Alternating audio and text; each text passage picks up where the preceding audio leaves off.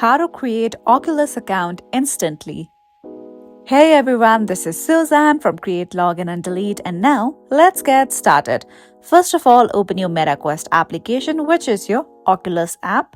Now over here you can see various options like continue with Facebook, Instagram or email. Now in my case, I'm going to tap on continue with Instagram here.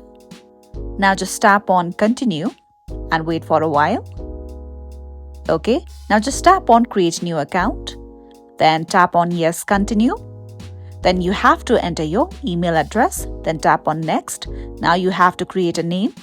Then just tap on next and over here, just tap on create account again. Now after tapping on it, make sure that your details are correct first of all. You have to wait for a while again. Now over here, you have to enter the confirmation code that has been sent to your email.